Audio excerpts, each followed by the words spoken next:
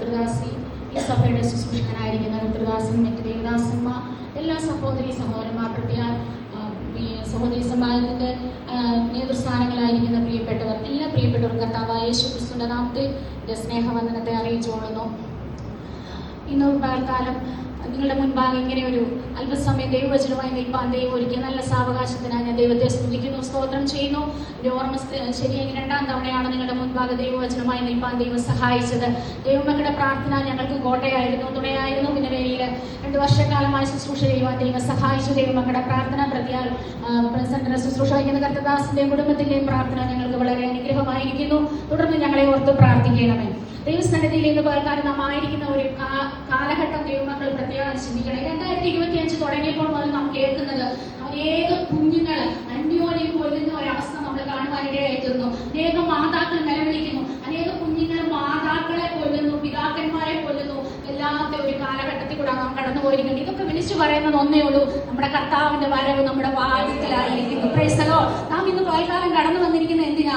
ദൈവം ചെയ്ത ഉപകാരങ്ങളുണ്ട്, അതൊക്കെ ഓർക്കുമ്പോൾ നമ്മൾ അറിയാതെ ദൈവത്തെ സ്തുതിച്ചുകൊണ്ടിരിക്കും. ദൈവത്തിന് സ്തോത്രം. ഞാൻ ഇന്ന് പകൽക്കാലം നിങ്ങളുടെ മുൻപാകെ ആയിരിക്കുമ്പോൾ ഒരു വാക്യം വായിക്കാൻ ആദ്യമേ ആഗ്രഹിക്കുന്നു. സങ്കീർത്തനം 25-ന്റെ 12-ാമത്തെ വാക്യം. ദൈവത്തിന് സ്തോത്രം.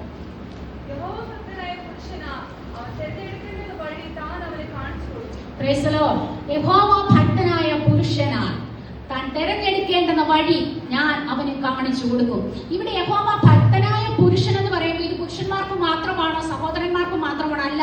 ആ പുരുഷൻ എന്നുള്ളിടത്ത് ഒരു സ്ത്രീ, ഒരു സഹോദരി എന്ന് വെച്ച് നാം ഒന്ന് ചിന്തിച്ചു നോക്കിക്കേ. യഹോവ ഭക്തനായ സ്ത്രീ അല്ലെങ്കിൽ ഒരു സഹോദരി നാം എങ്ങനെയായിരിക്കുന്നു?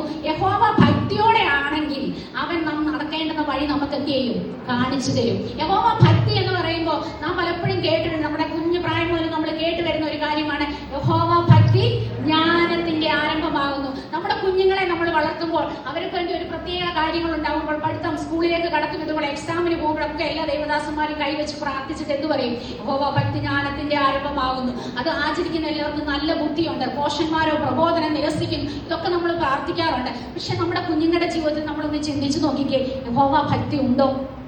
നമ്മുടെ കുഞ്ഞുങ്ങളെ നമ്മൾ വളർത്തുന്നത് എങ്ങനെയാ? നമ്മൾ സഹോദരിമാർക്കാണ് അതിന്റെ ഉത്തരവാദിത്വം കൂടുതൽ. നമ്മുടെ പിതാക്കന്മാർ അല്ലെങ്കിൽ സഹോദരന്മാർ അവർക്ക് വേണ്ടുന്നതൊക്കെ അധ്വാനിച്ചു തരും, അവർക്ക് വേണ്ടി പ്രാർത്ഥിക്കും.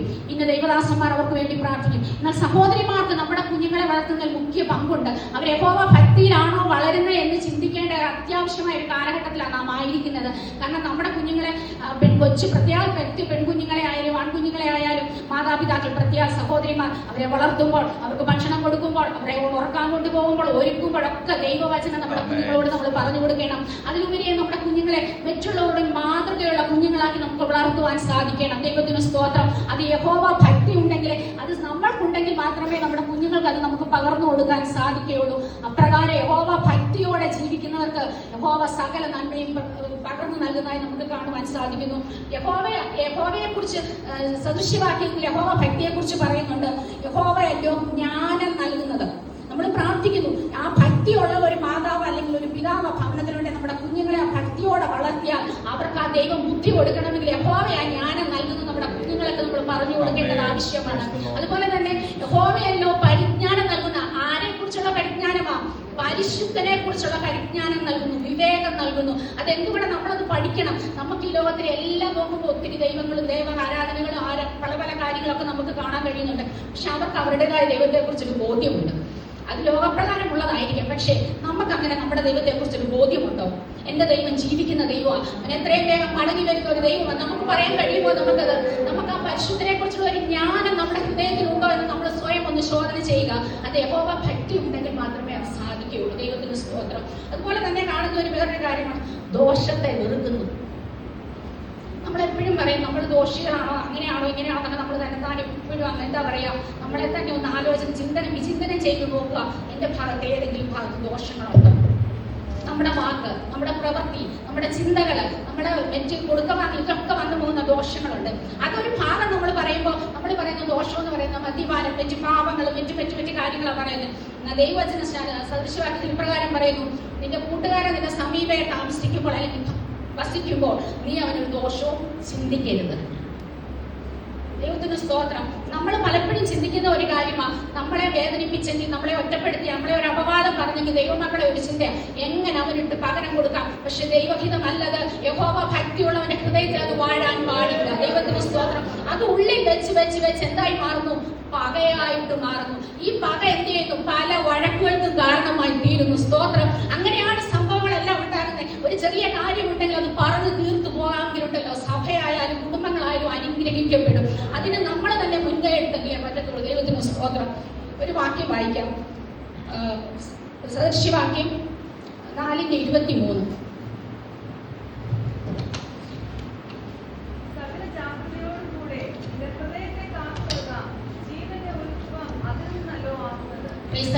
നമ്മൾ പ്രാർത്ഥിക്കാറുണ്ട്, ഞാൻ ഹൃദയത്തിൽ അകൃത്യം കരുതിയിരുന്നുവെങ്കിൽ എന്റെ ദൈവം എന്റെ പ്രാർത്ഥന എന്ത് ചെയ്യില്ല, കേൾക്കയില്ലായിരുന്നു. ദൈവത്തിന് സ്തോത്രം. നമ്മുടെ ഭാരമെല്ലാം നമ്മൾ എന്ത് ചെയ്യും? നമ്മുടെ ഹൃദയത്തിലോട്ട് അങ്ങ് വെക്കുക. അത് വെച്ചുകൊണ്ടാണ് നമ്മൾ എന്ത് ചെയ്യുന്നത്? ദൈവത്തോട് പ്രാർത്ഥിക്കുന്നത്. കർത്താവിന്റെ ദാസൻ എപ്പോഴും പറയുന്ന ഒരു വാക്യമുണ്ട്, മണിക്കൂറുകൾ അദ്ദേഹം ദൈവസ്ഥാനത്തിൽ ഇരുന്ന് പ്രാർത്ഥിക്കാറുണ്ട്. ആ അദ്ദേഹത്തിന് വേണ്ടി വേറെ എന്തൊക്കെയോ കാര്യങ്ങൾ ചെയ്യാം. പക്ഷെ ആ പ്രാർത്ഥിക്കുന്ന സമയം ദൈവവും ഞാനും മാത്രമായി തീരുകയാണ്. ദൈവത്തിന് സ്തോത്രം. ആ ഹൃദയത്തിൽ അകൃത്യം കരുതി വെച്ചുകൊണ്ട് നമ്മൾ എത്ര പ്രാർത്ഥിച്ചിട്ടും കാര്യമില്ല. പക്ഷെ ആ ഏകാഗ്രതയോടെ നമ്മളെ സംബന്ധിച്ച് സഹോദരിമാരാ പല പല പല ഭാരങ്ങളുണ്ട്. വീടിനെ കുറിച്ച്, കുഞ്ഞുങ്ങളെ കുറിച്ചൊക്കെ ഉള്ള ചിന്തകൾ കടന്നു വരും. പല ജോലികൾ ചെയ്യുന്നതിന്റെ ഇടയിലായിരിക്കും നമ്മൾ പോയി ഇരുന്ന് പ്രാർത്ഥിക്കുന്നത്. പക്ഷെ ഇരിക്കുന്ന സമയം, അല്പസമയം ദൈവസന്നിധിയിൽ ഇരുന്ന് ആത്മാർത്ഥതയോടെ ഏകാഗ്രതയോടെ പ്രാർത്ഥിച്ച ദൈവം നമ്മുടെ പ്രാർത്ഥന കേൾക്കും. ദൈവത്തിന് സ്തോത്രം. ഹൃദയമല്ലോ എന്ന വാക്യം ഒന്നുകൂടെ വായിച്ചേ.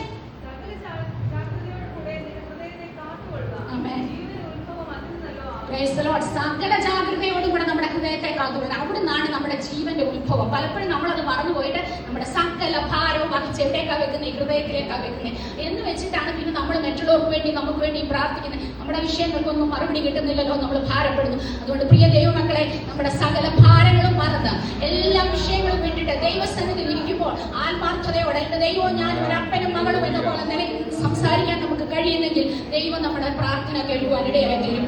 ദൈവം അതുപോലെ തന്നെ പറയുന്നുണ്ട്, യഹോവ ഭക്തന് ദൃഢധൈര്യമുണ്ട്, അവന്റെ മക്കൾക്ക് ശരണമുണ്ടാവും. യഹോവ ഭക്തനായിരിക്കണം. നമുക്കറിയാം 2 രാജാക്കന്മാരുടെ പുസ്തകം 4-ാം അധ്യായത്തിൽ നാം കാണുന്നുണ്ട് യഹോവ ഭക്തനായ ഒരു മനുഷ്യനെ കുറിച്ച്. ദൈവത്തിന് സ്തോത്രം. എലീശ പ്രവാചകന്റെ അടുക്കിലേക്ക് പ്രവാചക ശിഷ്യന്റെ ഒരു ഭാര്യ ഓടി വരുന്നുണ്ട്. എന്താ കാരണം? എന്റെ ഭർത്താവ് മരിച്ചുപോയി, എന്റെ മക്കളെ കടക്കാൻ എന്ത് ചെയ്യുന്നു? പിടിച്ചോണ്ട് പോകാൻ വന്നിരിക്കുന്നു. പക്ഷെ ഒരു കാര്യം അവൾ പ്രത്യേകം എടുത്തു പറയുന്നുണ്ട്, നിന്റെ ദാസനാരായിരുന്നു? യഹോവ ഭക്തനായിരുന്നു. Price the Lord. നമ്മൾ ചിന്തിക്കും, യഹോവ ഭക്തനായിട്ട് എന്തുകൊണ്ട് മക്കളെ പിടിച്ചുകൊണ്ട് പോകാൻ കടക്കാർ വന്നിരിക്കുന്നു എന്നൊക്കെ നമുക്ക് ചിന്തിക്കാം. പക്ഷേ നമ്മൾ യഹോവ ഭക്തനായിട്ട് അവരൊരു ഉറപ്പുണ്ട്, എന്റെ മക്കൾക്ക് ശരണമുണ്ടാകും. Praise the Lord. ഹല്ലേലൂയ. നമ്മൾ അത് മാത്രം ചിന്തിച്ചാൽ മതി. ഹല്ലേലൂയ. ദൈവത്തിന് സ്തോത്രം.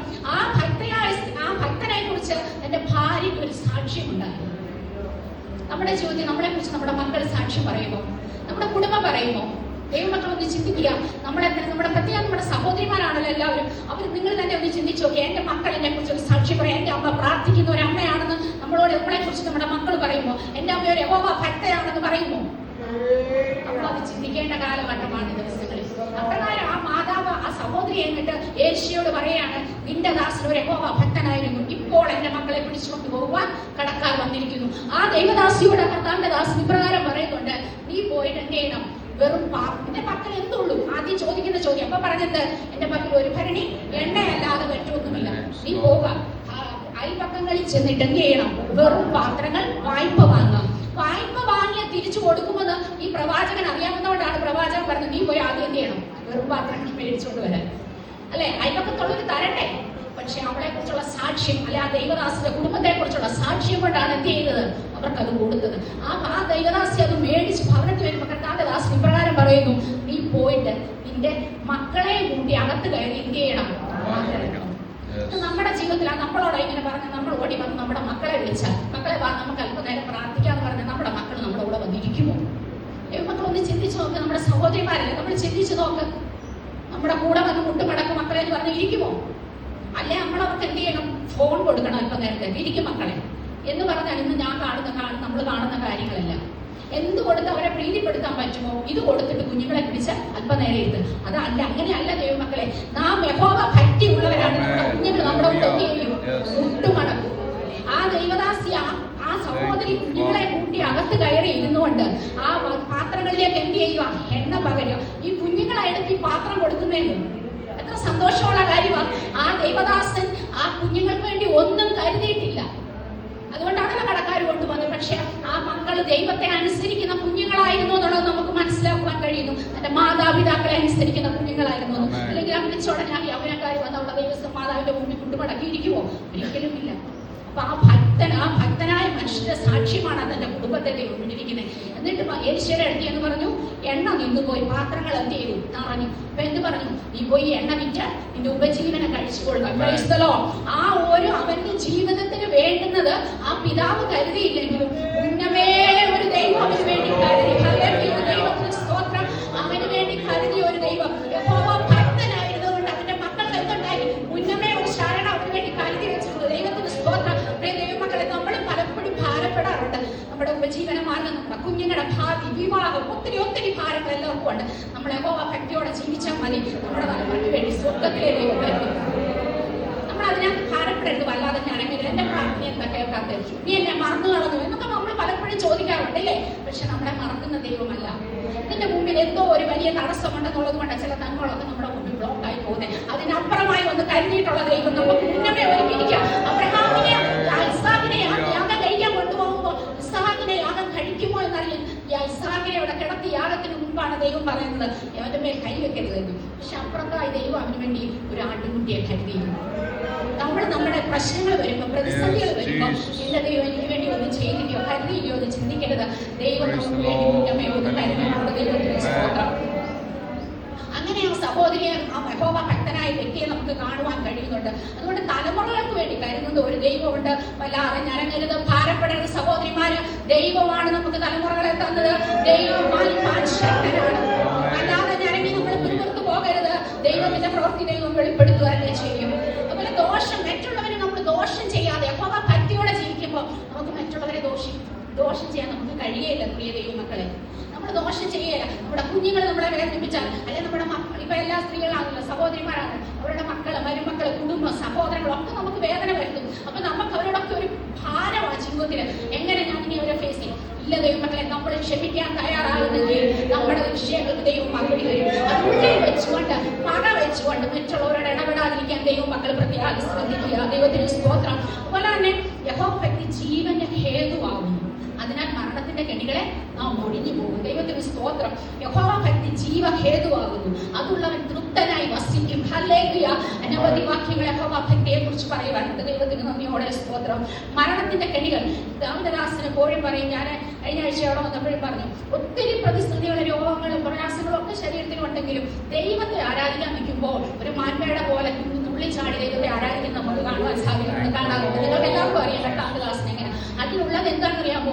ഒരു ദൈവവുമായിട്ട് ഒരു രാവിലെ ഒരു പ്രാർത്ഥനയെ പറയുന്ന ഒരു പോരാട്ടം. ആ പോരാട്ടം കഴിഞ്ഞിട്ടാണ് ദൈവസന്നിധി വന്ന് നിൽക്കുന്നത്. ദൈവത്തിന് സ്തോത്രം. അപ്രകാരം നമ്മുടെ ജീവിതത്തിൽ ചെയ്യാറുണ്ടോ? നമ്മൾ ഭക്തിയാന്ന് പറയുമ്പോൾ നമ്മൾ നല്ല ഡ്രസ് ഇട്ട്, വെള്ള ഡ്രസ് ഇട്ട്, ഭൗര്യമായി സംസാരിച്ചതൊന്നും അല്ല ഭക്തി. ദൈവവുമായിട്ടൊരു ബന്ധം നമുക്കുണ്ടോ എന്നുള്ളത് ശ്രദ്ധിക്കണം. ദൈവമക്കൾ അപ്രകാരമായി തീർന്നെങ്കിൽ മാത്രമേ നമുക്ക് ശുശ്രൂഷയിലും ജീവിതത്തിലും മുന്നേറാൻ സാധിക്കുകയുള്ളൂ. കിട്ടുന്ന അവസരമൊക്കെ ദാവീദ് എന്താ പറഞ്ഞത്? ഞാൻ രാവിലെയും വൈകുന്നേരത്തും ഉച്ചയ്ക്കും എന്റെ സങ്കടം ബോധിപ്പിച്ചെത്തിയേയും ദൈവത്തോട് കരയും. നമ്മൾ കരയുന്നുണ്ടോ?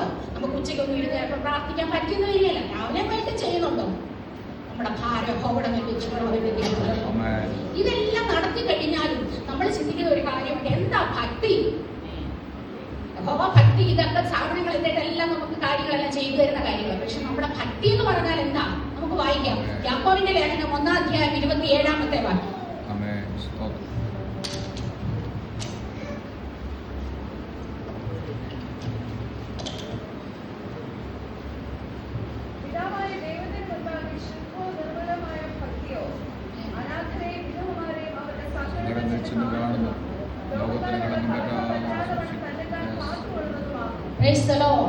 ദൈവത്തിന്റെ മുൻപാകെ ശുദ്ധവും നിർമ്മലവുമായ ഭക്തിയോ എന്താ? അനാഥരെയും വിധവമാരെയും സങ്കടത്തിൽ ചെന്ന് കാണുന്നതും ലോകത്താലുള്ള കളങ്കം പറ്റാതെ വേണം തന്നെത്താൻ സൂക്ഷിക്കുന്നതുമാകുന്നു. നമ്മൾ വിചാരിച്ച ഭക്തി ഇതാണോ? നമ്മൾ വിചാരിച്ച ഭക്തി എന്താ? രക്ഷിക്കപ്പെടുക, സ്നാനപ്പെടുക, അഭിഷേകം നിറഞ്ഞ് തുള്ളിച്ചാടി ആരാധിക്കുക, വെള്ളവസ്ത്രം ധരിക്കുക, മീറ്റിങ്ങുകൾക്ക് പോവുക, ഇതാണോ? അതൊരു ഭാഗം മാത്രമാ ദൈവമക്കളെ. നമ്മുടെ ഭക്തി എന്താണെന്ന് നാം മറ്റുള്ളവരുടെ മുമ്പിൽ പ്രവർത്തിപ്പിക്കണം. പ്രദർശിപ്പിക്കുന്നതൊക്കെ എന്താ? ഇങ്ങനെയുള്ള കാര്യങ്ങളിൽ കൂടെ കടന്നു പോകുന്നവരെ ആശ്വസിപ്പിക്കപ്പെടാം. അനാഥരെ കാണുമ്പോൾ അല്ലെ പ്രായമുള്ളവരെ കാണുമ്പോൾ നാം എങ്ങനെയാ ഇടപെടുന്നത്? നമ്മൾ സ്വയം ചിന്തിച്ച് നമ്മൾ കാണിക്കുന്നത് കണ്ടാണ് നമ്മുടെ കുഞ്ഞുങ്ങൾ അവർക്ക് എന്ത് ചെയ്യുന്നത്? ബഹുമാനം കൊടുക്കുന്നത്. നമ്മുടെ വീട്ടിൽ പ്രായമുള്ളവരുണ്ടാകാം, നമ്മുടെ സഭകളിൽ ഉണ്ടാകാം. നാം അവരെ എങ്ങനെയാ ബഹുമാനിക്കുന്നത്? നമ്മുടെ കുഞ്ഞുങ്ങൾ എങ്ങനെയാ അവരെ ബഹുമാനിക്കുന്നത്? നമ്മളത് ശ്രദ്ധിക്കേണ്ടതായ കാര്യമാണ്. നമ്മൾ മാതൃകയോടെ, പ്രത്യേക സഹോദരിമാരോടായതുകൊണ്ട് മാത്രം ഞാൻ പറഞ്ഞു, നമ്മൾ സഹോദരിമാരിൽ നിന്നാണ് നമ്മുടെ കുഞ്ഞുങ്ങൾ കൂടുതൽ കാര്യങ്ങൾ പഠിക്കുന്നത്. ഒരമ്മയാണ് നല്ല കുഞ്ഞുങ്ങളെ വളർത്തിയെടുക്കുന്നത്. ഇന്നത്തെ കാലഘട്ടം എന്ന് പറയുന്നാൽ തലമുറയെ കുറിച്ച് വല്ലാതെ നെടുവീർപ്പിടുന്ന ഒരു കാലഘട്ടമാണ്. ഇപ്പൊ നമ്മളെല്ലാം വിചാരിക്കും നമ്മുടെ കുഞ്ഞുങ്ങളൊക്കെ സേഫ് ആണ്, അവിടെ എവിടെയെല്ലായിരിക്കുന്നു. ഒട്ടും സേഫ് അല്ലെന്നേ. ഒരിടത്തും അവര് സേഫ് അല്ല. നോക്കുന്ന നിപ്പി, നിൽക്കുന്ന നിപ്പി, വെടിയെടുക്കുന്നു, ഉതിർക്കുന്നു, അല്ലെ തോക്കെടുക്കുന്നു, വെടിവെക്കുന്നു. ഇന്നത്തെ കാലഘട്ടം അങ്ങനെ. നമ്മൾ വിചാരിക്കും കേരളത്തിൽ അവർ സേഫ് ആണോ? ഒരിക്കലുമല്ല. വിദേശത്ത് അവർ സേഫ് ആണോ? ഒന്നുമല്ല. ഇതിനേക്കാൾ പേടിക്കേണ്ട സ്ഥലമാണ് വിദേശം.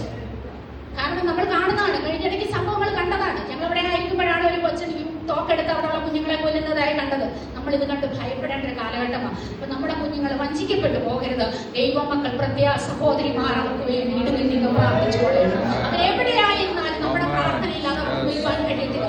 അവരും അതുപോലെ തന്നെ ദൈവസന്നിധിയിൽ പ്രാർത്ഥിക്കുന്ന കുഞ്ഞുങ്ങളായി തീരണം. നമ്മുടെ സഹോദരങ്ങൾക്ക് വേണ്ടി നമ്മൾ പ്രാർത്ഥിക്കാറുണ്ട്, നമ്മുടെ കുഞ്ഞുങ്ങൾക്ക് വേണ്ടി, മാതാപിതാക്കൾക്ക്, ദേശത്തിന് വേണ്ടി ഒക്കെ ഇരുന്ന് പ്രാർത്ഥിക്കുന്നവരാണ് നമ്മൾ. പക്ഷെ അതൊരു ഭക്തിയുടെ പുറമോടി കാണിക്കാനല്ല, യഥാർത്ഥമായ ദൈവസന്നിധി വേറിട്ടിട്ടുണ്ട്. അല്പസമയമേ ഇരുന്നുള്ളെങ്കിലും അത്രയും സമയം ദൈവവും ഞാനും മാത്രമായി അല്പസമയം ദൈവത്തോട് അല്പസമയം സംസാരിക്കുന്നവരായി തീരുവാൻ നമ്മൾ അങ്ങനെ ഇടയാക്കുമാറാകട്ടെ. ദൈവത്തിന് സ്തോത്രം. എന്താ അനാഥരെ കാണുക എന്ന് പറഞ്ഞാൽ, നമ്മുടെ അടുത്തുള്ള ഒരു ഭവനത്തിൽ ഒരു അനാഥ കുഞ്ഞുണ്ടെങ്കിൽ നമ്മൾ പോയി കാണുന്നത് അത് മാത്രമാണോ അനാഥര്? അല്ല. നമ്മുടെ ആലയത്തിലുണ്ട് അനാഥര്, നമ്മുടെ ഭവനങ്ങളിലുണ്ട് വിധവമാർ, ഇല്ലേ? അവരെ ചേർത്ത് പിടിക്കുക. നമ്മൾ സാധാരണ സ്വാതന്ത്ര്യ സമാജത്തിന് ചാരിറ്റബിൾ പ്രവർത്തികൾ ഒത്തിരി ഉണ്ട്, ചെയ്യാറുണ്ട്. പക്ഷെ നാം പണം കൊടുത്ത് നമ്മളെ സഹായിക്കാൻ എപ്പോഴും നമുക്ക് പറ്റിയെന്ന് വരികയില്ല. ഒരു വാക്കുകൊണ്ട് നമ്മൾ മറ്റുള്ളവരെ ആശ്വസിപ്പിക്കുന്നവരാണോ? ഒറ്റയ്ക്ക് താമസിക്കുന്ന എത്രയോ മാതാക്കളുണ്ട്. നീ തനിയെ ഇരിക്കുമ്പോൾ ആ ഭവനത്തിൽ ചെന്ന് വേറെ ഒന്നും പറയാൻ പോകരുത്. നമുക്ക് ആവശ്യമില്ലാത്ത ഒന്നും സംസാരിക്കാൻ പോകരുത്. ചെല്ലുക, അല്പനേരം ആ മാതാവിന്റെ കൂടി ഇരുന്നൊന്ന് പ്രാർത്ഥിക്കുക, മാതാവിനെ ഒന്ന് ബലപ്പെടുത്തുക. അതിനാണ് നമ്മളെ വിളിച്ചിരിക്കുന്നത്. അങ്ങനെയുള്ളവരെ പോയി കാണുവാൻ, അവരിൽ പോയി നേരം അല്പനേരം ഇരുന്ന് അവരോട് സംസാരിക്കാൻ. കഴിഞ്ഞ ദിവസം എന്റെ മകൾ കടന്നു വന്നു. കർത്താവിന്റെ ദാസനും മോളും കൂടെ ഞങ്ങളുടെ വിശ്വാസിയായിട്ട് നേരത്തെ സഭയിലുണ്ടായിരുന്ന ഒരു പേരമ്മ എന്ന് പറഞ്ഞ ഒരു അമ്മയുണ്ട്, നിങ്ങൾക്കൊക്കെ അറിയാമായിരിക്കും. ആ അമ്മ അങ്ങനെ ആരും കാണാൻ പറയും. ഞങ്ങൾ ചെല്ലുമ്പോഴെല്ലാം താഴെ ഇറങ്ങി പോയി കാണാറുണ്ട്. കഴിഞ്ഞ ദിവസം എന്റെ മോള് വന്നപ്പോൾ അമ്മയെ പോയി കണ്ടു. ഞാൻ പറഞ്ഞു, മോളെ എനിക്ക് ഒരു അമ്മയുണ്ട്, മോളൊന്ന് പോയി കാണും. മോള് പോയി കണ്ടു. ഞാൻ പൊങ്ങച്ചോന്ന് പറഞ്ഞാല്, പക്ഷെ ഞാൻ പറഞ്ഞതിന് കാരണം നമ്മൾ ആ മാതാവിന്റെ, ആ കുഞ്ഞ് ആ മാതാവിന്റെ അടുത്ത് ചെയ്തപ്പോൾ ഭയങ്കര സന്തോഷവും അവക്ക് ഭയങ്കര സങ്കടമായിപ്പോയി. താഴെ കുഞ്ഞിന്ന് മണ്ടേ കയറി വരും ഞങ്ങൾ ചെയ്യുന്നത് കേൾക്കും. ഇപ്പൊ ആരാധനയ്ക്ക് വരുന്നില്ല അമ്മ. പക്ഷെ ആ അമ്മയുടെ ആ ഒറ്റപ്പെടലിൽ, ആ വേദനയിൽ നമ്മൾ ചെന്ന് ഒരു നേരം അമ്മയുടെ കൂടെ ഒന്ന് 1 മിനിറ്റ് പ്രാർത്ഥിച്ചാൽ, അല്പനേരം ആ മാതാവിന്റെ കൂടെ ഒന്ന് ഇരിക്കുമ്പോൾ ആ മാതാവിനുണ്ടാകുന്ന സന്തോഷമുണ്ടല്ലോ, അതാണ് സന്തോഷം, അതാണ് ഭക്തി. നമ്മൾ എന്നോടൊപ്പത്തിനൊപ്പമുള്ളവരെ ഞാൻ വിളിച്ചോണ്ട് പോയി കൊടുത്തു, ഭക്ഷണം കഴിച്ചുകൊണ്ട് എന്ത് പ്രയോജനം? നാം നമ്മെ തന്നെ ഒന്ന് ശോധന ചെയ്യുക. നമ്മളിൽ കഷ്ടം അനുഭവിക്കുന്നവരുണ്ട്, നമ്മൾ വേദന അനുഭവിക്കുന്നവരുണ്ട്. നമുക്ക് സാമ്പത്തികമായി എല്ലാവരെയും സഹായിക്കാൻ പറ്റത്തില്ല, പക്ഷേ നമുക്ക് പ്രാർത്ഥനയിൽ അവരെ താങ്ങുവാൻ കഴിയണം, നമ്മളവരെ ചേർത്ത് പിടിക്കുവാൻ കഴിയണം. വിധവമാരെ കാണുന്നതും വചനം അങ്ങനെയല്ലേ പഠിപ്പിക്കുന്നത്. ഭക്തി എന്ന് പറയുന്നത് അനാഥരെ ചെന്ന് കാണുന്നു, വിധവമാരെ അവരെ ചെന്ന് കാണുന്നു, അവരുടെ സങ്കടത്തിൽ നമ്മൾ എന്ത് ചെയ്യുന്നു? അവരോടുകൂടെ പങ്കുചേരുന്നതുമാകും. ദൈവത്തിന് സ്തോത്രം, ദൈവത്തിന്റെ സ്തോത്രം. അത് കഴിഞ്ഞ് പറയുന്ന ഒരു വാക്യമുണ്ട്, ലോകത്താലുള്ള കളങ്കം പറ്റാതെ തന്നെത്താനൊന്ന് സൂക്ഷിക്കണം. അത് വളരെ പാടുള്ള കാര്യമല്ലേ? തന്നെത്താനൊന്ന് സൂക്ഷിക്കുക. ഞാൻ ഭക്തരാണ്, അതുകൊണ്ട് എനിക്ക് ഈ ലോകത്തിലെ ഒന്നും പറ്റുകയില്ലെന്ന് പറഞ്ഞ് പോകാൻ പറ്റുമോ? ഈ ലോകത്തിലെ ഓരോ കാഴ്ചകൾ നമ്മുടെ കണ്ണുടക്കും. നോക്കിയെന്ന് നോക്കിക്കേ, ഏതെല്ലാം മായ കാഴ്ചകളാണ് നമ്മുടെ കണ്ണുകൾ ഉടക്കുന്നത്, എവിടെയെല്ലാം നമ്മുടെ കണ്ണുകൾ ഉടക്കും. നമ്മൾ എത്രയോ മണിക്കൂറുകളാണ് ഫോൺ കൊണ്ടിരിക്കുന്നത്. പ്രാർത്ഥിക്കാതിരുന്നാൽ സമ്മതിക്കുമോ? അത്രയും നേരം ഇരിക്കാൻ പറ്റുമോ? അപ്പോഴത്തേക്ക് വായിക്കോട്ടെയായി, അപ്പോഴത്തേക്ക് ഉറക്കം തൂങ്ങി വീഴുന്നു. അതേസമയം ഫോൺ കൊടുത്തിട്ടൊന്ന് മാറിയിരുന്നേ, ഒച്ചിരി നേരം ഒന്ന് കഴിഞ്ഞിട്ട് എല്ലാവരും ഒന്ന് നോക്കിക്കേ. യോഗം കഴിയുമ്പോൾ എത്ര പേരുടെ എല്ലായിരിക്കും എവിടെയൊക്കെ ഇരുന്നാ മാറുന്നതെന്ന് നോക്കിക്കേ. ഇത് ലോകം അതിന് അടിമയായി മാറി. നമ്മളെല്ലാവരും അതിനെന്തായി അടിമയായി മാറി. എട്ടാമത്തെ ക്ലാസ് കഴിഞ്ഞ ശേഷം അവിടെ വന്നപ്പോൾ പറഞ്ഞു, എന്റെ ഫോണിൽ പൈസ ഇട്ട് തീരുന്നില്ല. ഇത് നമ്മൾ വിളിച്ച് തീർക്കേണ്ട അതിന്റെ ചടങ്ങ് പോലെ വിളിക്കായിരുന്നു. കുത്തിയിരുന്ന് വിളിച്ച് വിളിച്ച് വിളിച്ച് നമ്മൾ എന്ത് ചെയ്യുക? ദോഷങ്ങൾ ചെയ്യുന്നു. നല്ല കാര്യമല്ല വിളിച്ച് പറയുന്നു. എനിക്കിഷ്ടമല്ലെങ്കിൽ അമ്മാമ്മയുടെ കുറ്റം വിളിച്ച് അപ്പുറത്തോട്ട് പറഞ്ഞു വെച്ചിട്ട് നേരെ അവരുടെ കേൾക്കുക. ഇത് കേട്ട ചപ്പുറത്തെ വിളിച്ച് പറയും, ഇത് പാപമാ, ഇത് വേണ്ടാത്ത കാര്യങ്ങളാണ് നമ്മുടെ ജീവിതത്തില്. അത് നമ്മുടെ ജീവിതത്തിൽ ഒരു കളങ്കമാണ്. നമ്മുടെ നിത്യതയ്ക്ക് എല്ലാം തടസ്സങ്ങളാ ദൈവമക്കളെ. ഇതൊക്കെ ചിന്തിക്കുക. നമ്മൾ വിചാരിക്കും ഫോണിൽ നോക്കിയിരുന്നോണ്ട് എന്റെ പാപമാണോ? പാപം. അരുതാത്തതിൽ ഒത്തിരി നേരം ശ്രദ്ധ കൊടുക്കരുത്. നീ വചനം ധ്യാനിക്കാൻ എടുക്കാറുണ്ടോ സമയം? എത്ര നേരം വചനം വായിക്കും? അതിനകത്ത് സമയമില്ല. വൈകിട്ടത്തെ പ്രാർത്ഥന ഒരു ചടങ്ങ് പോലെ വന്നിരുന്ന് 2 പാട്ട് പാടുന്നു, ഒരു വേദപുസ്തകം ആരെങ്കിലും ഒന്ന് വായിക്കുന്നു, ആരെങ്കിലും അച്ഛനൊന്ന് പ്രാർത്ഥിച്ചു. ഇതാണല്ലോ കുടുംബ പ്രാർത്ഥന. അങ്ങനെയാണോ? ദൈവവചനം ധ്യാനിക്കണം. അത് നിന്റെ അണ്ണാക്കിനെന്താ? മധുരമാ. ദൈവമക്കളെ, ഇത് നിന്റെ തലമുറ പോകുന്നിടത്തൊക്കെ നിന്നെ സൂക്ഷിക്കണമെങ്കിൽ, നമ്മുടെ സഹോദരങ്ങൾ പോകുന്നിടത്ത് സൂക്ഷിക്കണമെങ്കിൽ വചനമാ നമ്മളെ സൂക്ഷിക്കുന്നത്. അത് ആചരിക്കുന്നവർക്ക് നല്ല ബുദ്ധിയുള്ളത്. ദൈവത്തിന് സ്തോത്രം. അങ്ങനെയാണെങ്കിൽ തന്നെത്താനുള്ള കളങ്കം പറ്റാതെ തന്നെത്താൻ എന്ത് ചെയ്യണം? നമ്മളെ സൂക്ഷിക്കണം. ഈ ലോകത്തിന്റെ ഒരു കാഴ്ചകളിലും ആഡംബരം, മോഹം, എല്ലാം ജീവനത്തിന്റെ പ്രതാപം, ഇതൊക്കെ നമ്മളെ എന്ത് ചെയ്യും? ഈ ലോകത്തിലായിരിക്കും നമ്മളെ ബാധിക്കുന്ന കാര്യങ്ങളാണ്. ദൈവം തരുന്ന നന്മകളല്ല ഒന്നും അത്യാവശ്യം നമുക്ക് വേണ്ടുന്നതൊക്കെ ദൈവം തരും. അതിനപ്പുറത്തേക്ക് ഒന്നും പിടിച്ചു മേടിക്കാൻ ഇടയാകരുത്. അത് ദൈവഹിതമല്ലത് നമുക്ക് നിലനിൽക്കയില്ല. അതാണ് ഭക്തി.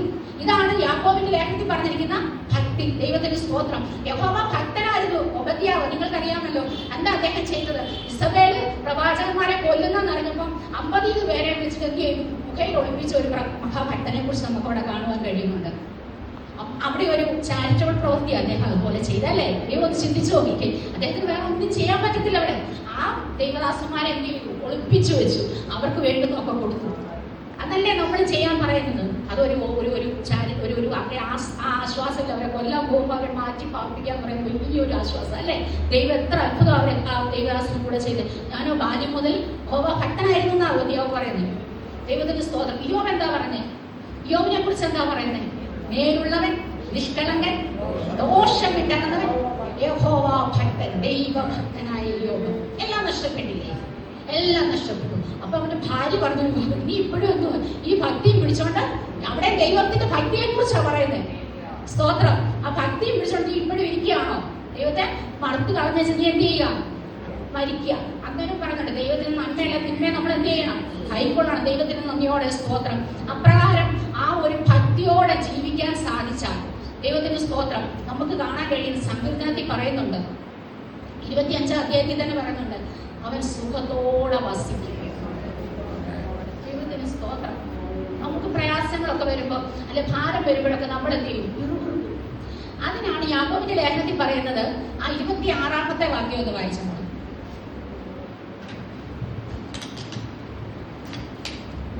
ഒരുവൻ തന്റെ നാവും കഴിക്കാനില്ലാതെ തന്റെ ഹൃദയത്തെ വഞ്ചിച്ചുകൊണ്ട് അവൻ ഭക്തനെന്ന് നിരൂപിച്ചാൽ അവന്റെ ഭക്തി വ്യർത്ഥമത്രേ.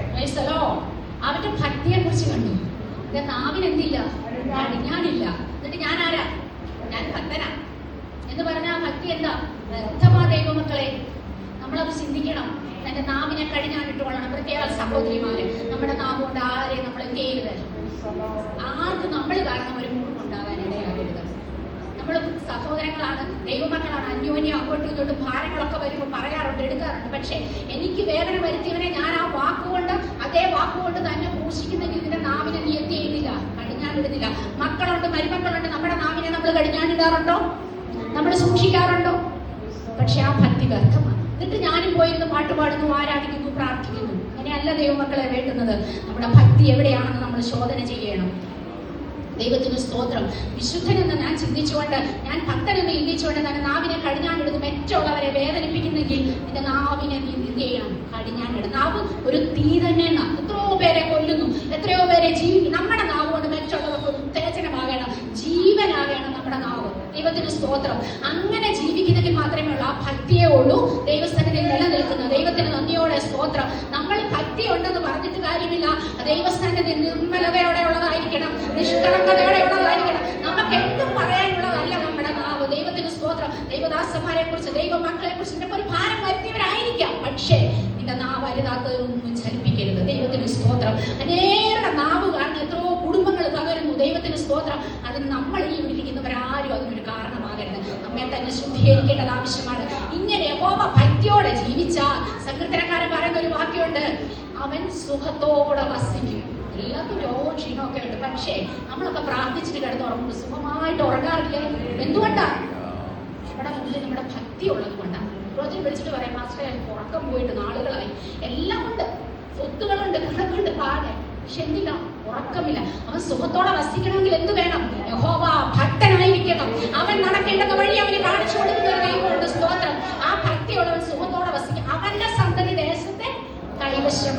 Price the Lord. അതുകൊണ്ടാണ് നമ്മുടെ തലമുറകളൊക്കെ അവിടെ പോയി കൈവശമാക്കാൻ ദൈവം ഇടയാക്കുന്നത്. അപ്പൊ ഭക്തിയോടെ ജീവിച്ചാൽ മതി. നമ്മുടെ തലമുറകളെ ദൈവം മാനിച്ചിരിക്കും. ദൈവത്തിന് സ്തോത്രം. അതുപോലെ തന്നെ പറയുന്നത് അവന്റെ നിയമം, അവന്റെ ആലോചന നമ്മളെ എന്ത് ചെയ്യും? എപ്പോഴും കേൾപ്പിച്ചുകൊണ്ടിരിക്കും. യഹോവ ഭക്തനായാൽ മതി. അവന്റെ ആലോചന ഇടത്തോട്ടോ വലത്തോട്ടോ പോകുമ്പോൾ ഇതാവുന്ന വഴി എന്നുള്ള ആലോചന എന്ത് ചെയ്യും? പറയുന്നത് നമ്മളെ കേൾപ്പിച്ചുകൊണ്ടിരിക്കും. ആ ഭക്തനായി ജീവിച്ചെങ്കിൽ മാത്രമേ ഇത് കേൾക്കാൻ സാധിക്കുകയുള്ളൂ. ദൈവത്തിന് സ്തോത്രം. അതുപോലെ തന്നെ പറയുന്നുണ്ട്, എന്റെ കണ്ണെപ്പോഴും എന്റെ യഹോവയെങ്കിലാവുന്നു. അങ്ങനെയാണോ? നമ്മുടെ കണ്ണെപ്പോഴും നമ്മുടെ ദൈവവുമായിട്ടായിരിക്കട്ടെ. നമ്മുടെ ഹൃദയം എപ്പോഴും നമ്മുടെ ദൈവവുമായിട്ട് പകരുന്നതായിരിക്കട്ടെ. ദൈവത്തിന് സ്തോത്രം. അങ്ങനെ വിശുദ്ധിയോടെ നിൽക്കുന്നവരെ അവന്റെ കാലുകളെ വലയിൽ നിന്ന് എന്ത് ചെയ്യും? ദൈവം വിടുവിക്കും. ദൈവത്തിന് സ്തോത്രം. അപ്പൊ നമുക്കൊന്നും ഭാരപ്പെടാനില്ല. യഹോവ ഭക്തിയോടെ ജീവിച്ചാൽ മതി. സ്വർഗത്തിലെ ദൈവം നമുക്ക് വേണ്ടുന്നതെല്ലാം കരുതും. ഈ കർത്താവിന്റെ വരവ് ഏറ്റവും അടുത്തിരിക്കുന്ന ഈ കാലങ്ങളിൽ നമ്മളെ തന്നെ ഒന്നുകൂടെ ഒന്ന് ഒരുക്കി, ഒന്ന് വിശുദ്ധിയോടെ, ഒന്ന് വേർപാടോടെ, മറ്റുള്ളവരോട് നമ്മൾ ആരാണ്, യഥാർത്ഥമായി ദൈവം എന്താ നമുക്ക് വേണ്ടി ചെയ്യാൻ പോകുന്നത് മനസ്സിലാക്കി ദൈവത്തിന് വേണ്ടി സാക്ഷ്യത്തോടെ നിൽക്കാമെങ്കിലുണ്ടല്ലോ, നമ്മൾ ഒന്നിനാലും ഭാരപ്പെടേണ്ടി വരും. അല്പം വൈകിയാലും വരും. എന്താ നമ്മളോടുള്ള വാഗ്ദത്തം? ഇല്ലേ? വരും, തീർച്ചയായിട്ടും വരും. നമ്മളോട് വാഗ്ദത്തം പറഞ്ഞ ദൈവമാണെങ്കിൽ കർത്താവിന്റെ വരവിന് മുമ്പ് അത് സാധിപ്പിക്കണം. ദൈവത്തിന്റെ ഹിതമാരാണ് ദൈവം ചെയ്തിരിക്കുന്ന ദൈവമാണ്. അതുകൊണ്ട് ഭാരപ്പെടേണ്ട. കർത്താവിന്റെ വരവിന് വേണ്ടി നമ്മളെ തന്നെ ഒരുക്കാം. ദൈവം അതിനെ നമ്മെ സഹായിക്കട്ടെ. ഇത്രത്തോളം സമയം അനുവദിച്ചു തന്ന കർത്തദാസിമാർക്കും കർത്താവദാസന്മാർക്കുള്ള നന്ദി അറിയിച്ചുകൊണ്ട് ദൈവസ്ഥലത്താണ്